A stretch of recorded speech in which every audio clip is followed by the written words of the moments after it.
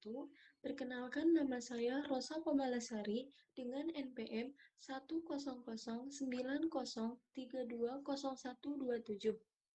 Di sini, saya akan mempresentasikan tentang anggaran biaya umum dan administrasi. Pengertian anggaran biaya umum dan administrasi. Biaya dalam arti luas meliputi pengertian beban atau expenses dan harga pokok atau cost. Beban merupakan harga pokok yang bermanfaat habis dipakai. Dengan kata lain, beban adalah sesuatu yang bernilai uang yang dikorbankan habis terpakai untuk memperoleh suatu laba. Sedangkan harga pokok adalah sesuatu yang bernilai uang dikorbankan untuk memperoleh harta. Beban atau biaya administrasi dan umum merupakan salah satu unsur dari bahan usaha atau beban operasional. Karena beban usaha terdiri atas beban penjualan, beban administrasi dan umum. Beban penjualan ini atau biasa disebut dengan biaya penjualan. Dan beban administrasi dan umum ini atau disebut dengan biaya administrasi dan umum. Dengan demikian, beban administrasi dan umum adalah beban usaha dikurang beban penjualan. Dengan kata lain, beban administrasi dan umum adalah beban usaha selain beban penjualan. Beban administrasi dan umum terjadi pada bagian personalia. Beban yang termasuk beban administrasi dan umum adalah yang pertama, beban gaji manajemen puncak, seperti beban gaji komisaris utama dan komisaris, beban gaji direktur utama dan direktur. Yang kedua, beban gaji pegawai kantor, seperti beban gaji pegawai personalia, beban gaji pegawai sekretariat dan tata usaha, beban gaji pegawai administrasi, dan lain sebagainya. Yang ketiga, beban pemeliharaan kantor, seperti beban gaji petugas kebersihan dan taman sekitar kantor, beban dan alat kecil seperti pernik untuk pemeliharaan atau pembersihan kantor. Yang keempat, beban sewa kantor, seperti sewa bangunan kantor, sewa alat kantor, dan lain sebagainya. Yang kelima, beban telepon, listrik, air, keperluan kantor. Yang keenam, beban pernik kantor, seperti tinta, penjepit kertas, penggaris, pemutih, pengharum ruangan, dan lain sebagainya. Yang ketujuh, beban depresiasi bangunan dan alat kantor, serta kendaraan kantor. Yang kedelapan, beban penarikan dan seleksi pegawai kantor, seperti beban honor panitia seleksi dan penarikan pegawai, beban surat menyurat dan dokumentasi, dan lain sebagainya. Yang kesembilan, beban pendidikan dan pengembangan pegawai kantor, seperti beban pendidikan formal, ke perguruan tinggi, beban pendidikan non-formal atau khusus, dan beban penyelenggaraan penataran. Dan yang terakhir yaitu beban administrasi dan umum lainnya, seperti beban perjalanan dan bahan bakar keperluan kantor atau umum, beban kirim surat keperluan kantor, beban pegawai kantor, dan lain-lain. Selanjutnya, kegunaan anggaran biaya umum dan administrasi. Secara khusus, kegunaan anggaran beban atau biaya administrasi dan umum terdiri dari beban gaji manajemen puncak. Terjadi karena fungsi untuk mengurus atau melakukan kegiatan perencanaan dan pengawasan perusahaan secara menyeluruh. Yang kedua, beban gaji pegawai kantor terjadi karena fungsi untuk mengurus administrasi pegawai, administrasi surat menyurat, tata usaha, dan administrasi keuangan. Yang ketiga yaitu beban pemeliharaan kantor, atau yang disebut dengan ini terjadi karena terdapat kenyamanan dan kelancaran pekerjaan kantor. Yang keempat yaitu beban pemeliharaan kantor dan beban depresiasi kantor. Terjadi agar pekerjaan kantor dapat dikerjakan pada tempat yang selayaknya. Yang kelima yaitu beban telepon, listrik, air, dan pernik keperluan kantor. Yang keenam yaitu beban penarikan dan seleksi pegawai kantor.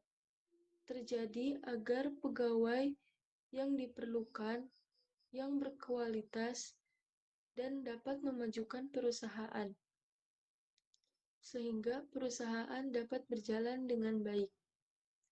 Yang ketujuh yaitu beban pendidikan dan pengembangan pegawai kantor. Ini terjadi agar kemampuan pegawai berkembang sesuai dengan perkembangan perusahaan dan perkembangan zaman.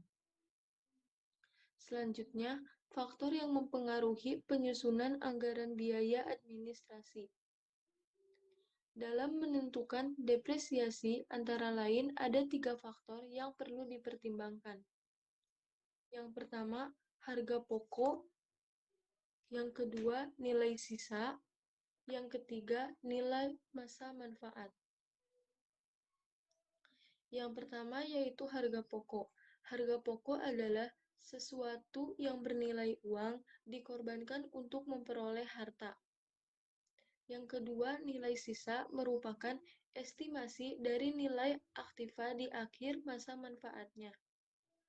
Dan menentukan estimasi ini, manajemen harus mempertimbangkan bagaimana perusahaan merencanakan aktiva tersebut.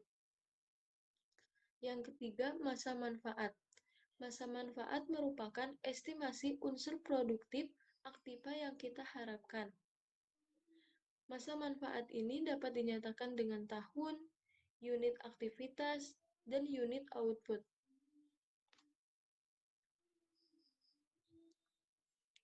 Untuk menentukan besarnya depresiasi harta tetap selama periode tertentu, ada beberapa metode yang dapat dipergunakan, antara lain metode beban tetap.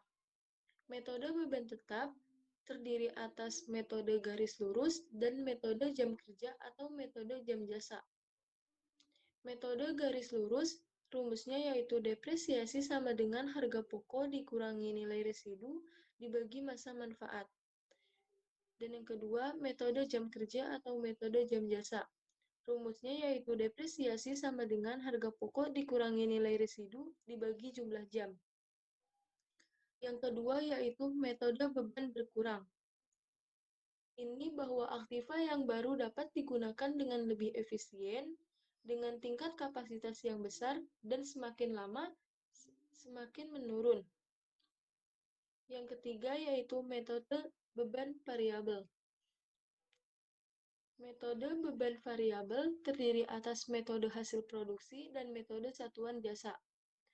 Metode hasil produksi rumusnya yaitu depresiasi per unit produk sama dengan harga pokok dikurangi nilai residu dibagi jumlah jam yang dihasilkan selama masa manfaat.